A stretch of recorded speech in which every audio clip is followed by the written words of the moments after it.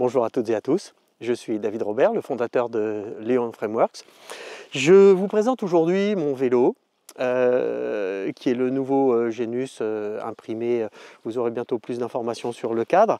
Je voulais surtout vous présenter la configuration de mon vélo, qui est un vélo que j'utilise essentiellement en montagne, puisque j'utilise soit dans les Vosges, soit au Luxembourg. Donc il y a toujours beaucoup de dénivelé. Pour 100 km, on fait à peu près 2000 mètres de D+, ce qui est beaucoup pour moi. Et donc l'idée, c'est de vous présenter un petit peu la configuration qui me paraît idéale pour des routes plutôt de bonne qualité, mais surtout un choix technique très polyvalent. Donc sur ce vélo, évidemment on a une intégration totale, donc il y a un combo qui propose une intégration totale. J'aime beaucoup le guidon, enfin le combo DEDA à l'Anera. Ce combo a l'avantage d'avoir une grosse surface plate qui, lors des ascensions, permet de poser les mains de manière très reposante et surtout d'avoir une grande partie plate en bas que j'aime beaucoup dans les descentes, avec un guidon qui a une forme relativement traditionnelle, donc qui permet d'accéder au frein sans avoir à casser le poignet.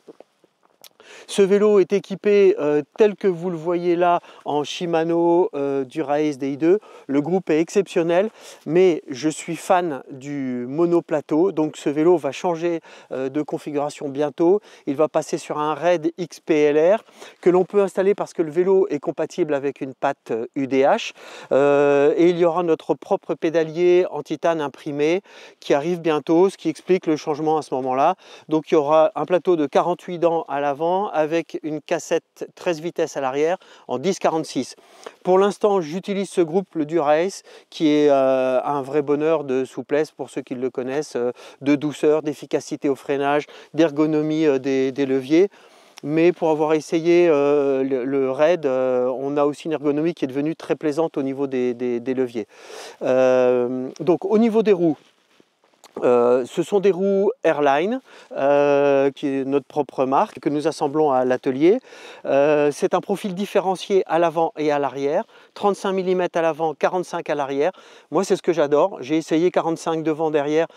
Ça a tendance à embarquer dans les virages en descente.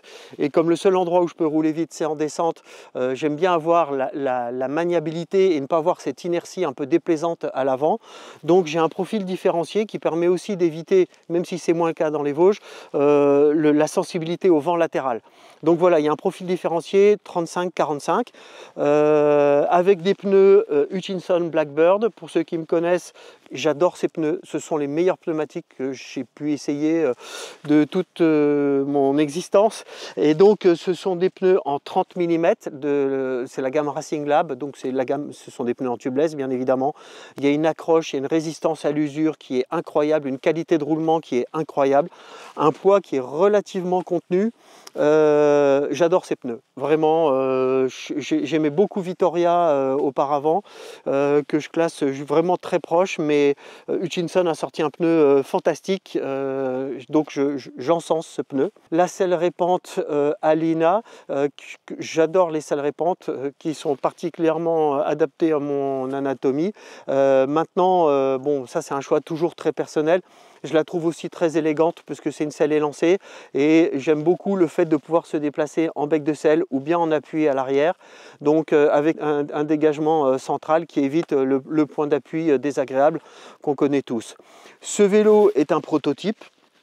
Ce n'est pas la version définitive, donc la fourche va changer, elle aura un design qui sera un petit peu différent et surtout il y aura ici le collier qui va disparaître puisqu'il y aura un double perçage avec une patte amovible, puisque comme je crois beaucoup au monoplateau, ce vélo sera optimisé pour le mono et le double plateau, donc il y aura une patte amovible que l'on installera pour du double plateau ou qu'on ne mettra pas quand on sera en monoplateau.